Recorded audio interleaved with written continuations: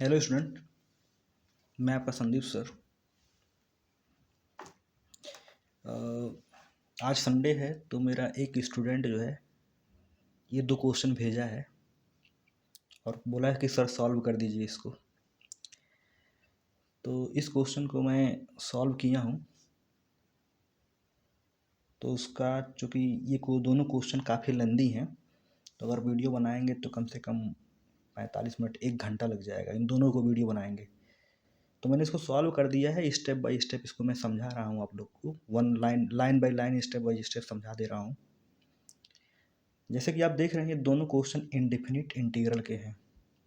Indefinite integral के हैं और इंटीग्रल में कई टेक्निक होते हैं इंटीग्रेशन करने के लिए। तो पहला टेक्निक ये था कि इंटीग्रेशन बाय सब्स्टिट्यूशन, दूसरा टेक्निक था इंटीग्रेशन बाय पार्ट और तीसरा टेक्निक था integration by using partial fraction. तो कभी कभी क्वेश्चन में 2 टेक्निक लग जाता है, तो यहाँ पर भी कुछ ऐसा ही है। सब्स्टिट्यूशन भी लगेगा, पार्शियल फ्रैक्शन भी लगेगा। ठीक है, तो आइए 1 बाय 1 करके इस क्वेश्चन को देखा जाए कैसे ये क्वेश्चन सॉल्व हुआ है। तो पहला क्वेश्चन ये है हमारा, इंटीग्रेशन 1/1 + 3e⁻s + 2 × e⁻2s dx। पहले इसको हम सॉल्व करते हैं। और दूसरा क्वेश्चन है integration 2s³ + 3s² + 5/s² - 3s + 2 dx। Polytechnic के एग्जाम में इतने टफ क्वेश्चन नहीं आते हैं छोटे छोटे क्वेश्चन आते हैं। तो फिलहाल हम इसको सॉल्व करते हैं। तो पहला क्वेश्चन है आपका, जैसे कि आप देखें 1/1 + 3e⁻x + 2e⁻2s का इंटीग्रेशन हमको करना है। तो ये रहा आपका सॉल्यूशन। तो सबसे पहले देखिए स्टूडेंट, हमने क्या किया है यहाँ पर, 1 + 3e⁻s + 2e⁻2s था, तो हमने न्यूमरेटर और डिनोमिनेटर में e⁻s से मल्टीप्लाई कर दिया, राइट। तो जब हम e⁻s से मल्टीप्लाई कर दिए हैं तो हमको मिल क्या गया, ऊपर e⁻s dx मिल गया और नीचे हम देख रहे हैं e⁻x भी है और e⁻2x भी है। तो हम सिंपली e⁻s को t मान लेंगे। क्यों मान लेंगे? सब्स्टिट्यूशन हो रहा है यहाँ पर। e⁻s को हमने t सब्स्टिट्यूट कर दिया। क्यों? क्योंकि जैसे हमको e⁻s ऊपर मिल गया तो e⁻s का डेरिवेटिव e⁻s होता है। और हम बार बार यही चीज़ बताते हैं कि जब किसी फंक्शन का डेरिवेटिव दिया गया हो इंटीग्रांड में, जब किसी एक फंक्शन का डेरिवेटिव दिया गया हो तो जिस फंक्शन का डेरिवेटिव दिया गया होता है उसी को t मान लिया जाता है। तो e⁻s को हमने t मान लिया, तो जैसे e⁻s को t माना तो इसका डेरिवेटिव करेंगे तो e⁻s ds बराबर dt आ जाएगा। तो e⁻s ds को हमने dt लिख दिया। फिर जहाँ जहाँ e⁻x है वहाँ वहाँ t हो जाएगा। देखो यहाँ पर t हो गया और देखो 2 × e⁻2x तो क्या हो जाएगा, 2t² हो जाएगा। 3e⁻s तो 3t और 1 है तो +1 हो जाएगा। अब इस 2 × t² + 3t + 1 को हमने यहाँ पर क्या कर दिया है, फैक्टराइज कर दिया है। क्वाड्रेटिक पॉलिनोमियल था ना, 2t² + 3t + 1 क्वाड्रेटिक पॉलिनोमियल था, तो हमने देखा कि हो सकता है फैक्टराइज हो जाए। तो फैक्टराइज कर दिया तो ये लीनियर पॉलिनोमियल में कन्वर्ट हो गया। 2 लीनियर पॉलिनोमियल के फैक्टर में आ गया यहाँ पर। तो t × t + 1 × 2 × t + 1 है कि नहीं। तो यहाँ हम देख रहे हैं इसको फैक्टराइज करने पर हमको ये मिल गया और t ऑलरेडी है, तो यहाँ 3 लीनियर फैक्टर हमको मिल गया। अब ऐसे क्वेश्चन को जब हम इंटीग्रेट करते हैं तो पार्शियल फ्रैक्शन लगाते हैं। क्या लगाते हैं? Partial fraction. यहाँ पर लिखा गया है पार्शियल फ्रैक्शन, ऐसा बताया गया है क्लास में कि ऐसे क्वेश्चन को जब भी हम इंटीग्रेट करते हैं तो पार्शियल फ्रैक्शन यूज करते हैं। तो कैसे पार्शियल फ्रैक्शन लगेगा यहाँ पर, चूँकि तीनों के तीनों डिफरेंट फैक्टर हैं और लीनियर हैं, तो इनका डिकम्पोजिशन कुछ इस टाइप का होगा, a/t + b/t + 1 दूसरा फैक्टर, तीसरा फैक्टर क्या है 2 × t + 1, तो ये हो जाएगा c/2 × t + 1। इसको हमने इक्वेशन नंबर 1 मान लिया। अब हम क्या करेंगे, अब यही इक्वेशन 1 को सॉल्व करके capital A, capital B, capital C का वैल्यू निकालेंगे। और जब capital A, capital B, capital C का वैल्यू निकल जाएगा तो इसी में पुट कर देंगे, इसी में रख देंगे ABC के जो है वो उसका वैल्यू। तो कैसे सॉल्व करते हैं, यहाँ पर देखिए, यहाँ पर हमने एलसीएम ले लिया तो ए के साथ T plus one into two t plus one हो जाएगा, और बी के साथ टी प्लस वन यहाँ कैंसिल आउट हो जाएगा, तो टी और T to into t plus one हो जाएगा, और सी के साथ ये वाला फैक्टर नहीं आएगा, ये दोनों फैक्टर आ जाएगा, राइट। तो डिनोमिनेटर से देखिए डिनोमिनेटर कट गया, तो वन बराबर इतना आ गया ऊपर वाला। अब यहीं से हमने टी का डिफरेंट डिफरेंट वैल्यू रख करके capital A capital B capital C का वैल्यू निकाला है कि नहीं। तो जब टी इक्वल टू जीरो रखा गया तो ए का वैल्यू वन आ गया। कैलकुलेशन यहाँ पर करेंगे तो कैलकुलेशन कोई बहुत बड़ी बात नहीं है कि नहीं। यहाँ पर टी इक्वल टू जीरो इसमें रखेंगे तो ए का वैल्यू वन आ जाएगा। टी बराबर माइनस वन रखेंगे तो देखिए टी बराबर माइनस वन कहाँ कहाँ है, यहाँ पर टी प्लस वन यहाँ पर है और टी प्लस वन यहाँ पर है। तो जब इन दोनों में टी बराबर माइनस वन रखेंगे तो ए और सी गायब हो जाएगा, बी का वैल्यू निकल जाएगा, है कि नहीं। तो ए और बी का वैल्यू वन आ गया, सॉरी थोड़ा सा ठीक। फिर आगे देखिए ए और बी का वैल्यू निकल गया है, अब सी का वैल्यू अगले पेज में आएगा, ठीक है ना। तो टी का value minus one by two रखा गया है, तो टी का value minus one by two रखा गया है, तो सी का वैल्यू कैलकुलेशन करने के बाद सी का वैल्यू माइनस फोर आ गया है, यानी ए बी सी का वैल्यू निकल चुका है। तो ए बी सी का वैल्यू का मान समीकरण नंबर एक में रखा जाएगा, मतलब किस में, समीकरण नंबर एक यहाँ पर ए बी सी का वैल्यू निकाल के हमने यहाँ पर रख दिया, तो ये आपका आ गया है कुछ इस टाइप का, ठीक है ना। तो इसका इंटीग्रेशन हमको से पूछा गया था, इसका इंटीग्रेशन ये वैल्यू पूछा गया था, तो ये वैल्यू कहाँ पर है, यहाँ पर है, तो इसका वैल्यू पूछा गया था, तो इसका इंटीग्रेशन बराबर क्या हो जाएगा, इसका इंटीग्रेशन जो पार्शियल फ्रैक्शन में आया है तो हमने जस्ट इंटीग्रेशन लगा दिया यहाँ पर। अब तीन फंक्शन है यहाँ पर, तीनों को अलग अलग हमने इंटीग्रेट कर दिया, तो वन बाई टी का integration log t, one upon t plus one का integration log t plus one, और देखिए फोर यहाँ पर है कांस्टेंट, और one upon two into t plus one का log two t plus one, और टू टी प्लस वन का डेरिवेटिव करके भाग भी करेंगे, है कि नहीं, तो टू आ जाएगा, तो टू से भाग करेंगे यहाँ पर, कांस्टेंट हमने जोड़ दिया, इनडिफिनिट इंटीग्रल है। तो ये देखिए यहाँ पर फार्मूला लगा है, ये यम है और ये यन है, तो log m plus log n, यहाँ दो फार्मूला मैं लिख दे रहा हूँ, log m plus log n is equal to हुआ है लॉग यम इंटू यन। ये फार्मूला हमने यहाँ पर अप्लाई किया है, प्लस में है तो ये दोनों इंटू करके आ जाते हैं, तो t into t plus one हमने कर लिया यहाँ पर, तो minus two into log two into t plus one plus c. तो देखो यहाँ पर भी अगले स्टेप में फार्मूला लगाया है, फार्मूला लगा है कौन सा, यन इंटू लॉग यक्स रहे तो यन कहाँ चला जाता है, यस के पावर पे चला जाता है, तो लॉग यस के पावर यन हो जाता है। तो टू क्या है, लॉग से पहले है तो टू कहाँ पर चल जाएगा, to into t plus one के पावर पे चला जाएगा, देखो यहाँ पर आ गया log two into t plus one का होल स्क्वायर प्लस सी, और ये वाला जस्ट मैंने राइट डाउन कर दिया।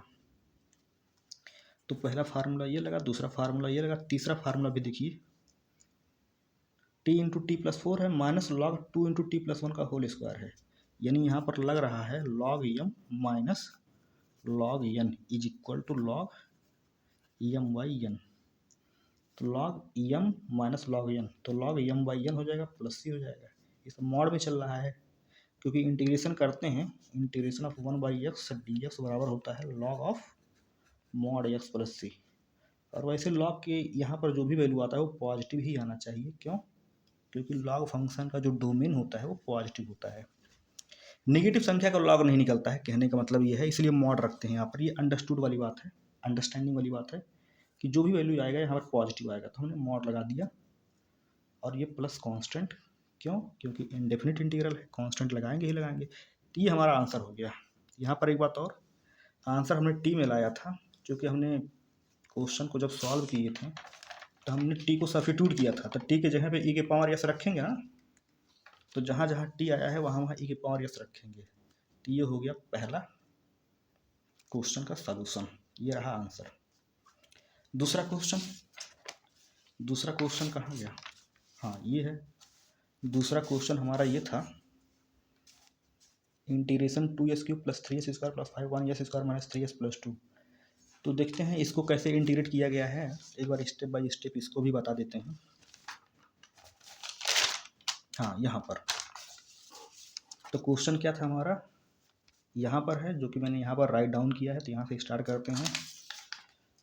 तो integration of two s cube plus three s square plus five upon s square minus three s plus two, ये हमारा इंटीग्रेशन था। तो यहाँ पर कुछ बेसिक बात मैं बताना चाहूँगा। ऐसे क्वेश्चनों को सॉल्व करने के लिए हम क्या करते हैं, पार्शियल फ्रैक्शन यूज करते हैं, राइट। तो पार्शियल फ्रैक्शन कहाँ लगता है ये भी इम्पॉर्टेंट बात है। ऐसा नहीं है कि पार्शियल फ्रैक्शन हर जगह लग जाएगा। पार्शियल फ्रैक्शन कहाँ लगेगा, किस अलजेब्रिक फंक्शन में पार्शियल, क्या यहाँ पर डायरेक्ट पार्शियल फ्रैक्शन लग जाएगा?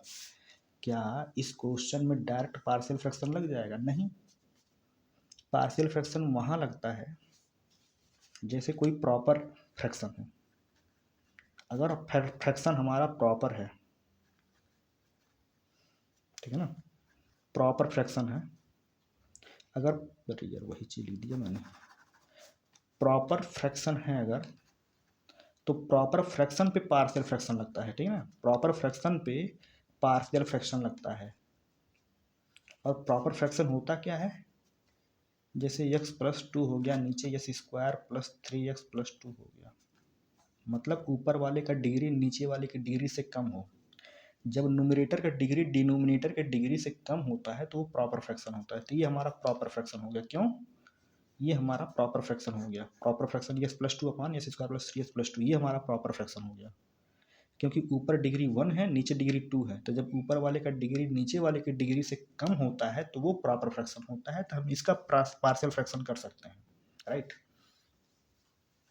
लेकिन जब ऊपर वाले का डिग्री नीचे वाले की डिग्री से ज़्यादा होता है तो वो इम्प्रॉपर फ्रैक्शन कहलाता है। तो जैसे यहाँ पर क्वेश्चन में दिया गया है 2s³ + 3s² + 5, ऊपर डिग्री 2 है, नीचे डिग्री 2 है, ऊपर डिग्री 3 है, सॉरी ऊपर डिग्री 3 है, ऊपर न्यूमरेटर का डिग्री 3 है, डिनोमिनेटर का डिग्री 2 है। तो ये प्रॉपर फ्रैक्शन नहीं है, ये इम्प्रॉपर फ्रैक्शन है। तो इम्प्रॉपर फ्रैक्शन का पार्शियल फ्रैक्शन नहीं होता है। तो कैसे करेंगे, तो इसका भी हमने जिक्र किया था क्लास में थोड़ा सा, कि अगर इंटीग्रांड में हमारा इम्प्रॉपर फ्रैक्शन आ जाए तो सबसे पहले हम क्या करते हैं, इम्प्रॉपर फ्रैक्शन को प्रॉपर फ्रैक्शन में कन्वर्ट करते हैं, राइट। सबसे पहले हम क्या करते हैं, इम्प्रॉपर फ्रैक्शन को इम्प्रॉपर फ्रैक्शन को किस में कन्वर्ट करेंगे, इम्प्रॉपर फ्रैक्शन को पहले हम प्रॉपर फ्रैक्शन में कन्वर्ट करेंगे, उसके बाद पार्शियल फ्रैक्शन लगाएंगे, उसके बाद इंटीग्रेट करेंगे, है कि नहीं। तो ये हमारा इम्प्रॉपर फ्रैक्शन है। तो पहले सबसे पहले इस इंटीग्रांड को प्रॉपर में बदलेंगे, राइट। तो प्रॉपर में यहाँ बदला गया। प्रॉपर में बदलेंगे कैसे, ये भी अलग बात है। भाग दे करके भाग दे करके, जैसे कुछ नंबर जैसे 3/4, ये क्या है, प्रॉपर है। लेकिन जो 7/4 आ जाए तो क्या हो जाएगा, इम्प्रॉपर हो जाएगा।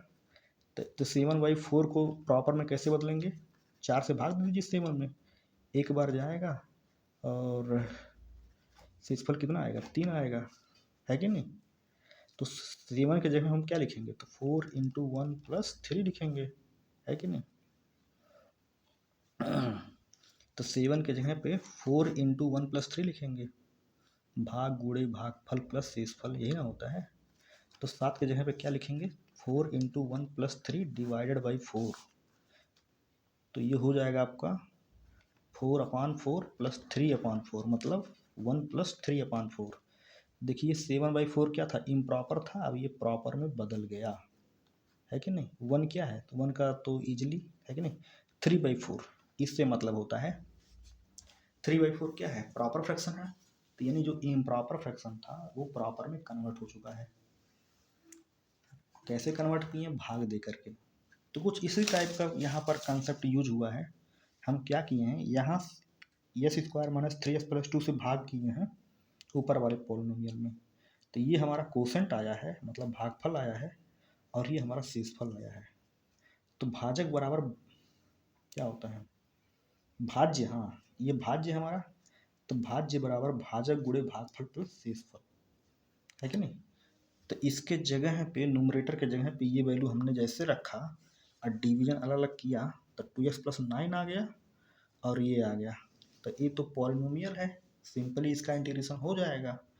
लेकिन 23x - 13s² - 3x + 2, इसका इंटीग्रेशन करना है। अब देख लीजिए प्रॉपर में कन्वर्ट हो चुका है कि नहीं। तो जो पूरा हमारा इम्प्रॉपर इंटीग्रल था, एक पॉलिनोमियल में चला गया और दूसरा देखिए 2x+9 में चला गया और दूसरा क्या हो गया, प्रॉपर फ्रैक्शन हो गया। तो इसका इंटीग्रेशन इजीली एक ही लाइन में आ जाएगा, लेकिन ये अलग ही एक क्वेश्चन बन गया है प्रॉपर फ्रैक्शन का। तो इसको हमने I1 मान लिया और अलग से इसको वैल्यू निकालेंगे। तो I1 बराबर क्या हो गया, 23x-13/s² - 3x + 2। ये प्रॉपर फ्रैक्शन में कन्वर्ट हो चुका है। क्यों? क्योंकि ऊपर वाले का डिग्री नीचे वाले की डिग्री से कम है, इसलिए प्रॉपर फ्रैक्शन। अब डिनोमिनेटर देखिए, s² - 3x + 2 को हमने यहाँ पर फैक्टराइज किया है, तो x - 2 x - 1 आ गया है कि नहीं, x - 2 x - 1 आ गया। तब हम इसका पार्शियल फ्रैक्शन लगाएंगे। दो फैक्टर है लीनियर, अलग अलग है, तो यहाँ पर पार्शियल फ्रैक्शन का फार्मूला लगा करके, है कि नहीं, यहाँ पर सॉल्व किया हूँ स्टूडेंट, जरा ध्यान से देखिए। तो 23x-13/x-1 को हमने जब पार्शियल फ्रैक्शन करेंगे तो अलग अलग फैक्टर है, तो a/x-1 प्लस b/x-2 सिंपल है, सिंपली कैलकुलेट करेंगे। ए का वैल्यू निकालने के लिए हमको बी गायब करना है, s बराबर 1 रख दिया हमने, तो ए का वैल्यू 1 -10 आ गया, ए का वैल्यू -10 आ गया। बी का वैल्यू कैसे निकलेगा, जब ए को गायब करेंगे तो एक्स का वैल्यू हमने 2 रख दिया यहाँ पर, तो 2 रखने के बाद क्या हुआ, ए गायब हो गया, बी का वैल्यू आ गया 33 आ गया। तो ए और बी का मान समीकरण नंबर यहाँ पर रख देंगे 2 में। तो जैसे ही समीकरण नंबर 2 में रखा गया तो ये पार्शियल फ्रैक्शन हो गया हमारा। तो जब पार्शियल फ्रैक्शन हो गया तो इसका इंटीग्रेशन करें चाहे इसका इंटीग्रेशन करें, दोनों का इंटीग्रेशन करें, दोनों का वैल्यू बराबर है, एक ही बात है। तो इसका इंटीग्रेशन हमने कर दिया, तो इसका इंटीग्रेशन -10/x-1 -10 बाहर आ गया, 1/x-1 का इंटीग्रेशन log x-1, और यहाँ 33 बाहर है, 33 कांस्टेंट है, 33 बाहर आ जाएगा और इंटीग्रेशन 1/x-2 हो जाएगा। तो दोनों का इंटीग्रेशन इजी है, कोई बहुत बड़ी बात नहीं है। तो ये I1 था, तो I1 का वैल्यू निकल गया है। तो I1 का वैल्यू निकाल के कहाँ रखेंगे, मेन समीकरण में रखेंगे। I1 कहाँ रखे थे, I1 हमने कहाँ माना था, I1 यहाँ माना था, I1 हमने यहाँ माना था समीकरण नंबर 1 में, I बराबर ये और प्लस I1। तो I1 का वैल्यू पीछे निकाल करके इसी में रख देंगे। तो जैसे हमने I1 का वैल्यू निकाल के रखा समीकरण में, देखिए ये आ गया, तो ये हमारा फाइनल, ठीक है ना। तो I1 का वैल्यू समीकरण नंबर 1 में रखा, तो ये हमारा आंसर आ गया। ये तो ये 2 क्वेश्चन थे, एक स्टूडेंट ने भेजा था मेरे पास, पूछा था सर बता दीजिए, तो उसको मैं सॉल्व करके भेज भी दिया हूँ और वीडियो भी बना दिया हूँ शॉर्ट टाइप का। इसको प्रॉपर लिख कर वीडियो बनाता तो शायद 1 घंटा लग जाता, 1 घंटा नहीं लगता, लेकिन फिर भी स्टेप बाय स्टेप बताने में तो कम से कम 40-45 मिनट से ऊपर चला जाता, और काफ़ी स्टोरेज भी कवर करता है। 10 मिनट का वीडियो बनाऊँ तो कम से कम 500-600 MB ले लेता है। तो इसलिए जो है छोटे छोटे क्वेश्चन राइट डाउन करके बनाता हूँ, और जो बड़े बड़े क्वेश्चन हैं ऐसे, तो इस टाइप से भी ठीक ही है, कोई बात नहीं है, स्टेप बाय स्टेप बता दिया मैंने। तो आप लोग को ये वीडियो कैसा लगा स्टूडेंट, आप लोग कमेंट करके ज़रूर बताइएगा, और अगर नहीं भी समझ में आया तो एक बार वो भी बता दीजिएगा कि सर ये स्टेप समझ में नहीं आया, एक बार फिर से एक्सप्लेन कर देंगे। बहुत बहुत धन्यवाद।